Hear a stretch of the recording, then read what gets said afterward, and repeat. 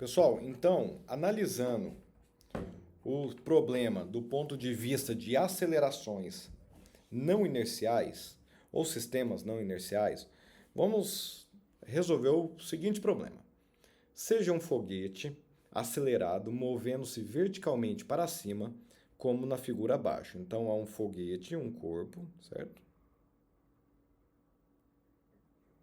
Ele parte do repouso e se move acelerado para cima, então possui uma aceleração. Ele possui massa inicial m0 e há fluxo de massa de escape permanente com velocidade VE relativa ao foguete, como mostrado.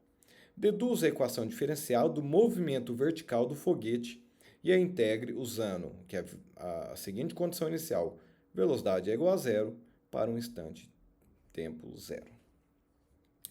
As hipóteses do problema são padrão permanente de escoamento dentro do foguete, atrito do ar desprezado, fluxo unidimensional na saída do jato do foguete. Jato unidimensional. Perfeito? Certo. Então, nós podemos analisar aqui um volume de controle que engloba o foguete. Este volume de controle tem uma velocidade v.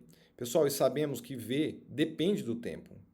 Ou seja, a variação de v com o tempo não é zero. Isso aqui é um sistema não inercial.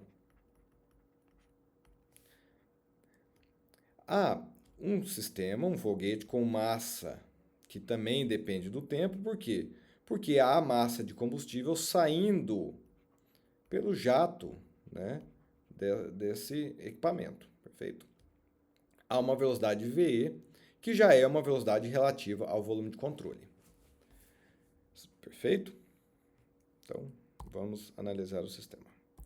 Aqui ainda nesse esquema, pessoal, podemos entender o seguinte. Como desconsideramos a força de atrito do ar, que é chamada de força de arrasto, então desconsideramos força de arrasto, consideramos como força aqui a gravidade. Certo? Aplicando a equação da quantidade de movimento linear para um referencial não inercial, nós temos o seguinte: a somatória das forças externas menos a aceleração relativa, o termo de aceleração relativa, é igual à variação da quantidade de movimento linear dentro do volume de controle, mais a quantidade de movimento linear que entra, menos a quantidade de movimento, mais a quantidade de movimento linear que sai, menos a quantidade de movimento linear que entra. O termo de aceleração relativa é dado pela soma, de vários termos. Então, tem uma velocidade, que é a velocidade do eixo de coordenadas, mais termos relativos à rotação do corpo. Pessoal, nesse sistema aqui, não há rotação. Esse foguete ele parte de forma retilínea, uma trajetória retilínea. Então, seu sistema de coordenadas não varia, é retilíneo. Então, tudo que envolve a rotação tende a zero. Então, este termo aqui é nulo, nulo, nulo, perfeito? Não temos aceleração centrípeta, nem de Coriolis, nem a variação aqui, a correção da rotação do eixo, perfeito? Logo, pessoal, a aceleração relativa é simplesmente a variação da velocidade do foguete. Então, a equação se torna da seguinte forma: a somatória de forças menos a aceleração do foguete, certo? É igual esse lado direito aqui. No lado direito, nós temos esse termo de variação da quantidade de movimento linear dentro do sistema.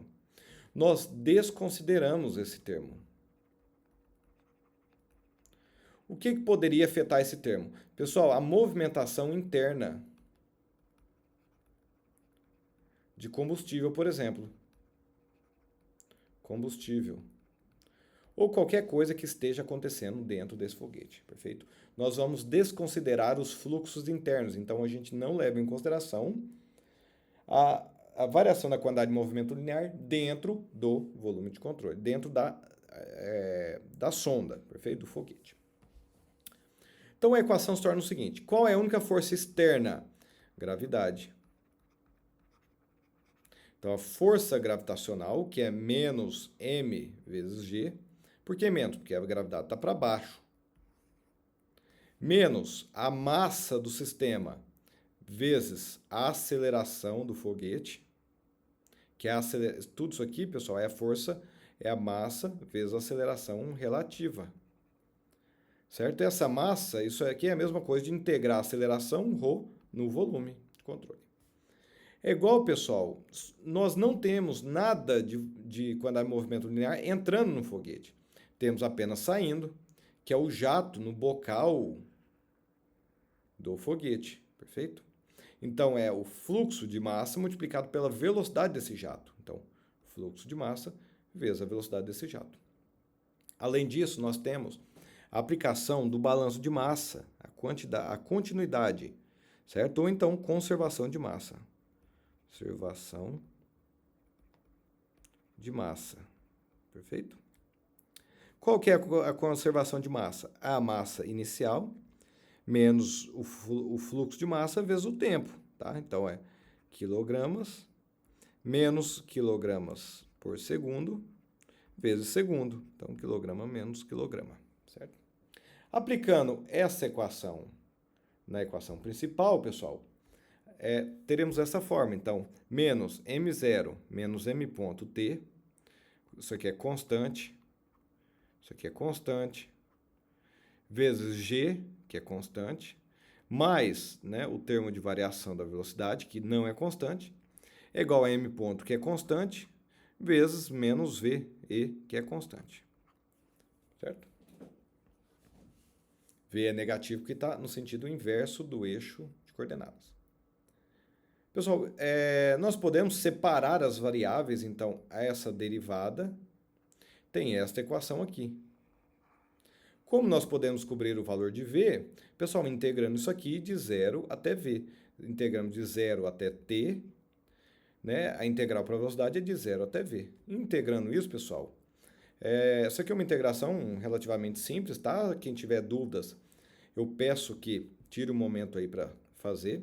Você pode resolver essa integração por separação de variáveis, tá? Então, por exemplo, né, esse m ponto pode estar aqui, ó, m ponto, perfeito?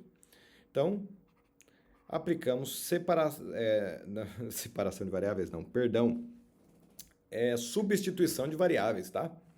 Então, aplicamos aqui um processo de substituição de variáveis, integramos esse problema, por exemplo, né, φ é igual a m0 menos m ponto t, perfeito?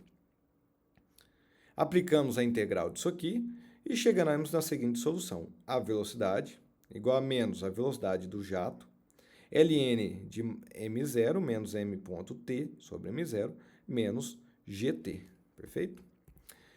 Então, pessoal, essa aqui é a equação da velocidade que nós acabamos de encontrar, tá?